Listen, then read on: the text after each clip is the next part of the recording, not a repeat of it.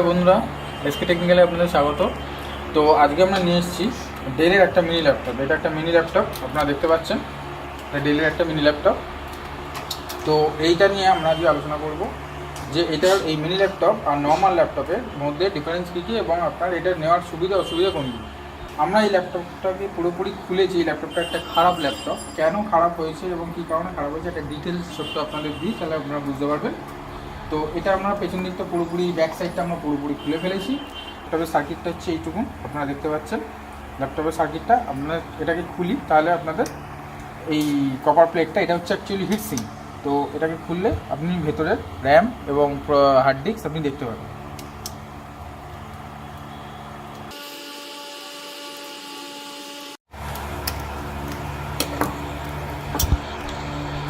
দেখতে পাচ্ছেন বন্ধুরা, এটা হচ্ছে একটা হিট সিঙ্ক। এটা হচ্ছে একটা মিনি ল্যাপটপ। মিনি ল্যাপটপের ছোট্ট এই প্রসেসর দেখুন, ছোট্ট কট্টুগুনি প্রসেসর, একদম ছোট্ট processor, mini processor, atom processor. এটা এখানে হলো এর র্যামের আইসিগুলো এখানে দেখা যাচ্ছে। মিনি ল্যাপটপ কিনলে আপনি এই রকমই আপনার মাদারবোর্ড অ্যাকচুয়াল ভেতরে থাকে মিনি ল্যাপটপে।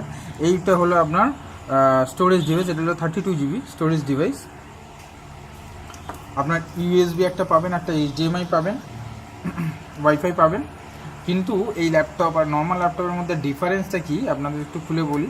তো দেখুন বন্ধুরা, এটা আপনার কত ছোট্ট একটা মাদারবোর্ড, আপনি কী করে বুঝবেন? দেখুন, এটা আমার একটা মোবাইল, এটা একটা মোবাইল সিরিজ, আমার একটা 5 ইঞ্চির মোবাইল। এটা একটা 5 ইঞ্চি বাই 3 ইঞ্চির একটা মোবাইল।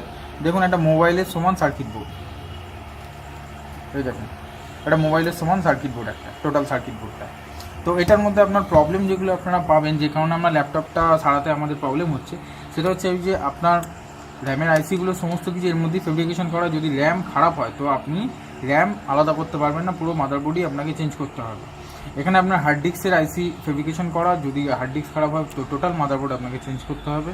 আর প্রসেসর তো বুঝতেই পারছেন, ছোট্ট, এটা আমাদের একটা গ্রাফিক ইউনিটের মতো প্রসেসর, মানে এইরকম ছোট্ট একটা গ্রাফিক কার্ডের মতো প্রসেসর।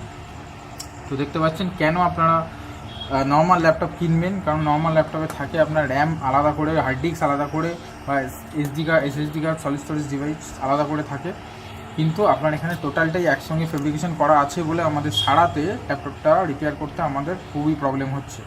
তো এখানে আপনার ব্যাটারিটা এরকমভাবে লাগানো, এই যে ল্যাপটপের এই অংশটা, এর মধ্যে ব্যাটারি কোনো একটা অ্যাসিড, ব্যাটারিতে কোনো ফ্লুইড এখান দিয়ে পাস করেছে, এখানে কোনো একটা আপনার বুঝতে পারছি এখান দিয়ে কোনো ফ্লুইড পাস করেছে, তার একটা দাগটা লেগে শুকিয়ে গেছে, সেটা আপনার এখানে এসে পড়ে ল্যাপটপটার বোর্ডটাকে ড্যামেজ করেছে। কিন্তু এই যে প্রবলেমটা হয়েছে, এর জন্য আমরা এটাকে রিপেয়ার করতে পারবো না, কারণ এখানে আছে আপনার রিপেয়ার করতে গেলে বোর্ডের সেন্ট্রাল প্রসেসরটা খারাপ হয়ে যাবে।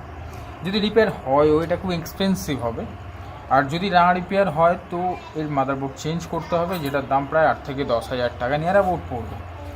ল্যাপটপটা ইউজ হয়েছে নিয়ার অ্যাবাউট ধরুন 2 বছর পর্যন্ত, তার মধ্যে এই সমস্যা। ল্যাপটপটার দামও কিন্তু কম নয়, এই ল্যাপটপটার দাম 18 থেকে প্রায় 20 হাজার টাকার মতো দাম আছে। তো আমার মতে বন্ধুরা, এর মধ্যে ডিসঅ্যাডভান্টেজই বেশি। এটার মধ্যে অ্যাডভান্টেজ যতটা আছে তার থেকে ডিসঅ্যাডভান্টেজই সব থেকে বেশি।